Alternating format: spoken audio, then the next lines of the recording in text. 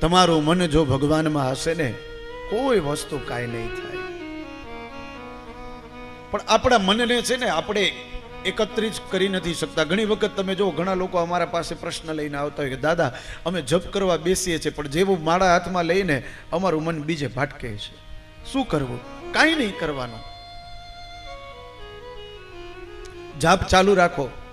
1 દિવસ 2 દિવસ 15 દિવસ 10 દિવસ 15 દિવસ 30 દિવસ 2 મહિના 3 મહિના આ તમે સતત ચાલુ રાખશો ને જપ, એટલે તમારું મન છે ને એ ધીરે ધીરે ધીરે ધીરે ધીરે એ જપમાં કેન્દ્રિત થવા માંડશે.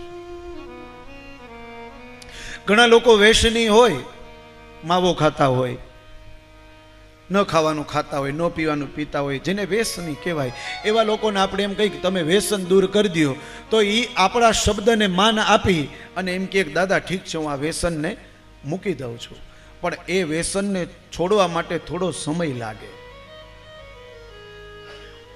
દિવસના 5 માવા ખાતો હોય તો 1 માવો ખાય, પછી તો કે 1નો મહિના દિવસ પછી અડધો ખાય, અડધાનો તો કે 2 મહિના પછી 2 દાણા ખાય, અને 3-4 મહિના થાય ને એટલે માવાથી દૂર વયો જાય. એ જે વ્યસન હતું એનાથી દૂર થઈ જાય. શું કામ? તો કે એનું જે મન હતું ને હવે કેન્દ્રિત થઈ ગયું. કેવી રીતે? તો કે હવે માવો ખાવો જ નથી, હવે વ્યસન કરવું જ નથી. તો એવી જ રીતે આ કૃષ્ણને પ્રાપ્ત કરવા હોય ને તો તમારે એ કૃષ્ણને પ્રાપ્ત કરવા માટેનું તમારે વ્યસન કરવાનું છે. પહેલે દિવસમાં 1 માળા કરો, પછી ધીરે ધીરે સમય જશે ને એટલે તમને એમ થશે કે નહીં આ જપ કરવાથી મજા આવે છે, આપણું મન પ્રસન્ન રહે છે, ચાલ ને આવતીકાલથી હું 2 માળા કરું, ચાલ ને આવતીકાલથી હું 5 માળા કરું, આવતીકાલથી 10 માળા કરું. એ ધીરે ધીરે ધીરે ધીરે તમારું મન છે ને એ ભગવાનમાં લાગી જશે.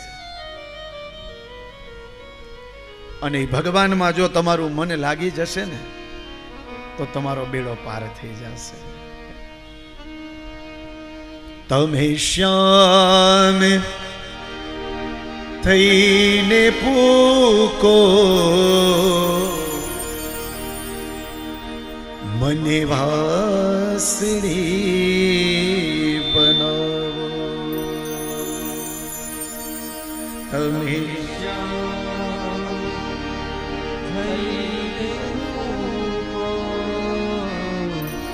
તો મને વાસળી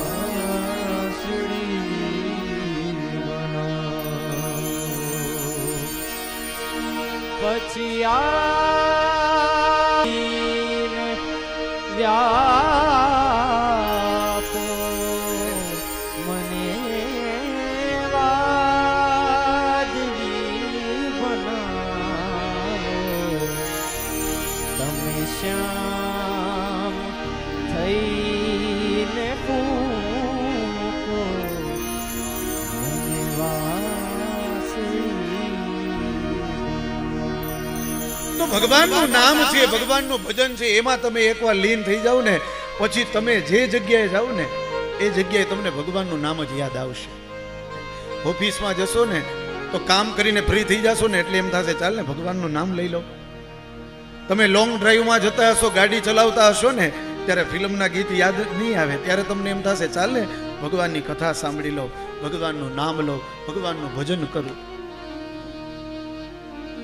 જો આ જીવને મનુષ્ય યોનિમાંથી મુક્તિ અપાવી હોય ને તો ભગવાનનું નામ લેજો બસ. આના સિવાય બીજું કઈ શ્રેષ્ઠ છે જ નહીં.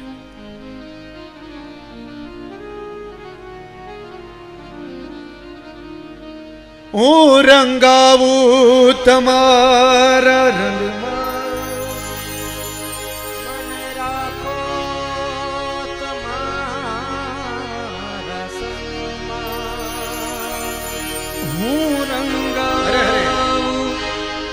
તમારા રંગમાં સદા રાખો.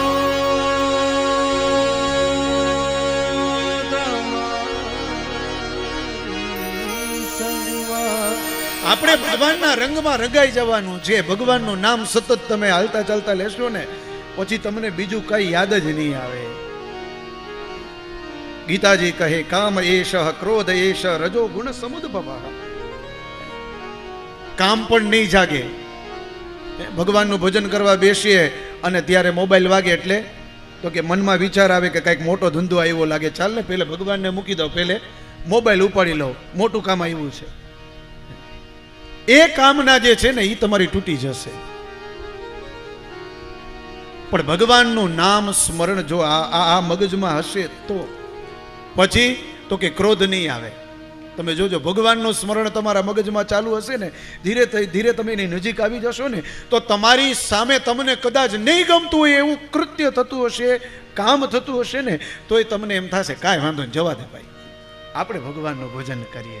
એટલા માટે કવિ કહે છે હું રંગાવું તમારા રંગમાં સદા રાખો તમારી સંગમાં.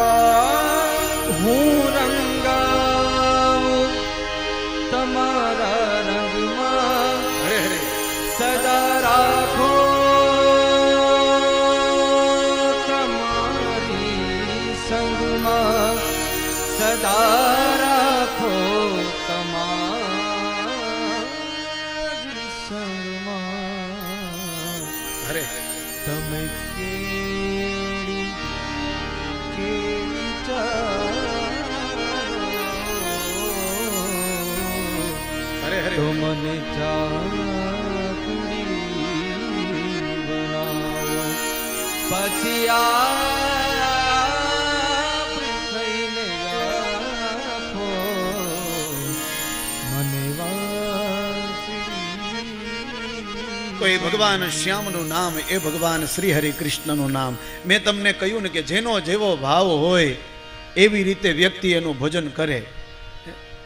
મેં ગઈકાલે સાંજના સત્રમાં પૂર્ણ થયું ત્યારે મેં કહ્યું ને કે મને વધારેમાં વધારે વાલો મારો દ્વારકાધીશ. તો આમાં બેઠા છે ઘણાને શ્રીજી બાબા વાલા હોય, ઘણાને ભગવાન સ્વામિનારાયણ વાલા હોય, અને ઘણાને તો કે બાલકૃષ્ણ વાલા હોય. બરોડાથી છે ટવડા મોટા લાલજીને લઈને આવે, પોથી યાત્રામાં તો કે સાથે, બાર ગામ જાય તો કે સાથે. બસ આ જ સાચી ભક્તિ છે.